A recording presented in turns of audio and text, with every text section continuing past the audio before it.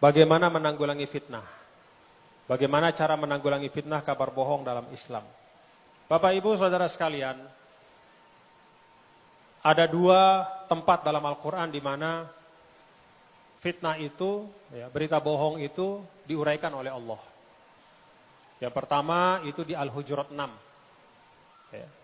Ada orang yang halusinasi ketika diutus oleh Rasul menjumpai kelompok tertentu, belum jumpa dia udah ketakutan sendiri. Lalu balik ke Nabi mengatakan, Rasulullah saya mau dihabisin sama mereka. Ketemu aja enggak. Jadi halusinasi. Halusinasi itu awal dari hoax. Jadi kalau terlalu banyak Anda punya pikiran aneh-aneh, itu bisa jadi Anda kemudian akan menyebarkan berita bohong. Maka jangan terlalu banyak berhalusinasi. Jangan terlalu banyak merenung, mikir, konspiratif. Segera kembalikan kepada fakta saja. Jangan terlalu banyak berhalusinasi. Itu di Al-Hujurat 6. Kemudian di An-Nur 11-20. Itu cerita atau kisah tentang hoax atau fitnah yang menimpa istri Rasul.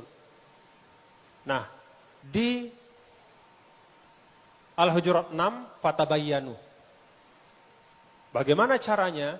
Jangan tenggelam dalam halusinasi, jangan tenggelam dalam gambaran-gambaran konspiratif, tapi segeralah klarifikasi, bertabayun, cari kebenarannya. Sampai betul-betul, sampai pada pengetahuan benar apa enggak, jangan komen dulu. Itu Al-Hujurat 6. Di An-Nur, bagaimana cara melawan hoax atau fitnah? Yang pertama, Zonnal mu'minuna wal mu'minatu bi anfusihim khaira. Itu resep yang pertama. Apa artinya? Ketika mendengar berita bohong, itu segeralah perkokoh husnuzon satu sama lain. Jadi kalau kita mendengar berita bohong, kita langsung membangun sugesti dalam diri kita. Ah, itu benar, enggak benar tuh berita. Ah, kita ini kan sesama bangsa Indonesia ini bersaudara. Enggak mungkin lah ada sekelompok teman yang lain itu ingin menghancur. Enggak benar itu. Kita semua ini baik kok. Kita semua ini selama ini sudah diikat dengan persaudaraan, kebersamaan. Jadi berhusnuzon. Itu yang pertama. Yang kedua, waqalu hadza ifkum mubin. Jangan diam. Melawan hoax itu bukan dengan diam dan berdoa sendirian, enggak. Tapi suarakan. Waqalu, jadi secara kolektif semua menyuarakan hadza ifkum mubin. Ini adalah fitnah yang nyata.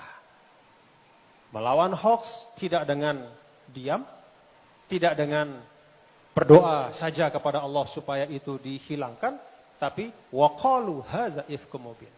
Secara bersama-sama kita suarakan, kita hadapi berita bohong itu. Nah itu resep Al-Quran ya. Jadi jangan diam Bapak-bapak. Kalau kita diam, jangankan orang, kita sendiri bisa percaya Pak.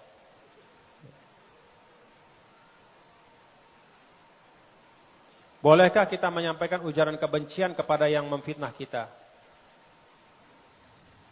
Kalau kita balik, jadi sama dengan mereka. Kalau kata Rasul, la takunu imma'ah, jangan menjadi pembebek. Siapa pembebek itu? Rasul jelaskan, pembebek itu adalah orang yang punya prinsip, kalau orang baik saya ikut baik, kalau orang jahat saya balas kejahatannya, ikut jahat juga.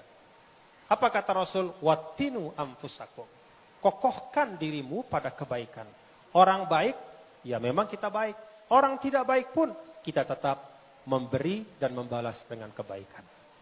Jadi kalau ada orang buat hoax, kita jangan bikin hoax juga Bapak-bapak Ibu ya.